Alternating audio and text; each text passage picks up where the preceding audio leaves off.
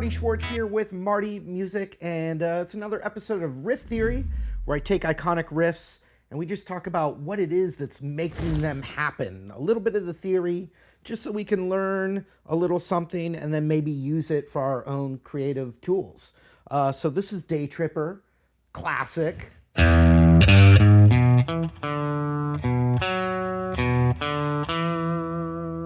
So the riff itself is kind of based in a bluesy sound because it's outlining or creating, it's an arpeggio that's outlining a dominant E dominant 7 chord.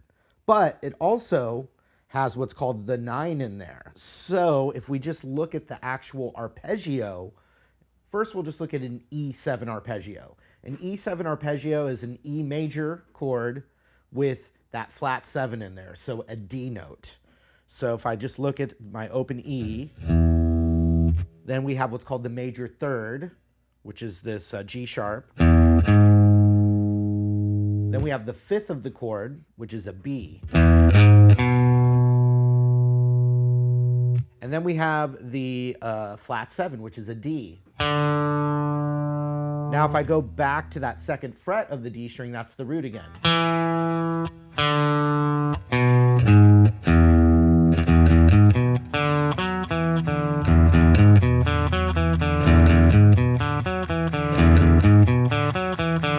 So I think the Beatles were using some of their own riff theory with Roy Orbison there. Sounds like it a bit. So let's take a look. Once again, it's an E major triad. But you have the dominant 7 in there, which is the open D. Then you also have what's called the 9, which is this F sharp note, which is the 4th fret D string.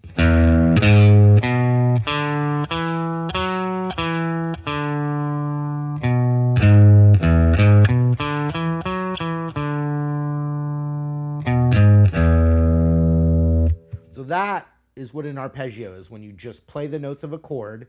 So if I said E9, then that's playing E, G sharp, B, D, and F sharp.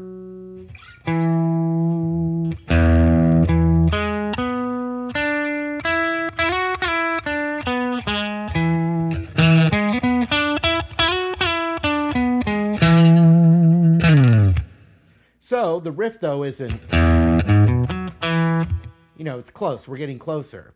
So there are little sassy little passing tones, blues notes, things that we add. And the big one in the blues and playing is that hammer on or slide up to the major third from a half step below. So for this instance, it's G slid or hammered to G sharp. So that G is working as a passing tone. It's giving us extra information to process in our ear. It's just a great sound. I love it.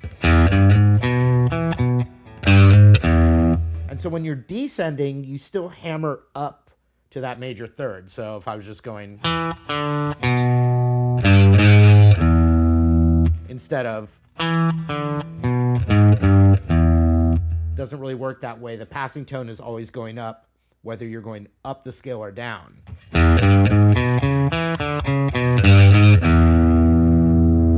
So instead of, they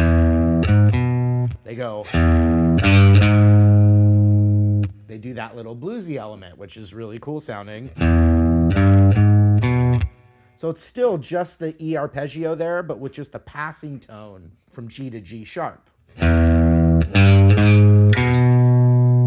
Then instead of going up to the 7, then the root, it does the root, then the 7. So we're just creating some variation and a pattern that is still based off the arpeggio.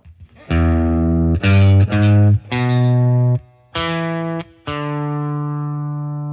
back to the 5th, then that 9, back to the 5th, and then the 7-1.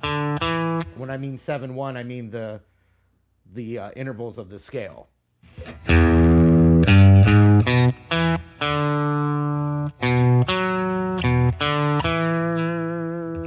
whereas the arpeggio that's coming from is... And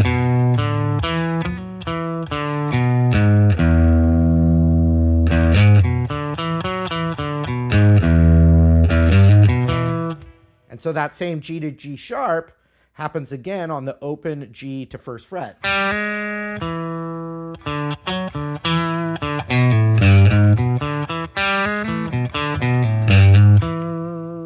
And so in the song, when it goes to the A7 chord, because it's outlining an E7,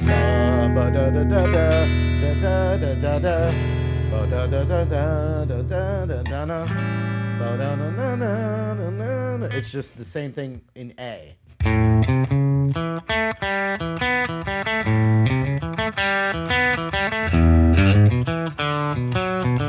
So you have an arpeggio, but a lick using the notes of the arpeggio, but creating something around the arpeggio.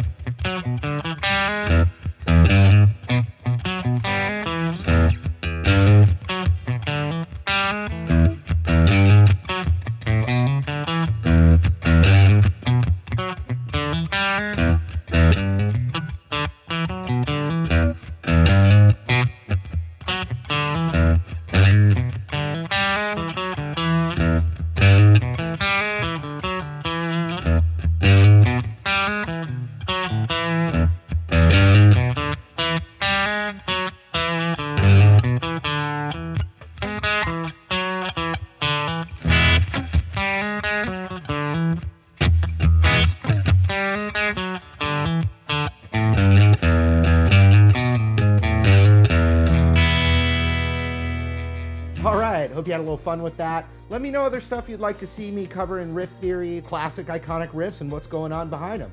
Let me know in the comments below. And also, of course, still appreciate you subscribing to the channel. And I also hope to see you in another video. So appreciate all that extra support, you guys out there. So thank you so much. We'll see you later.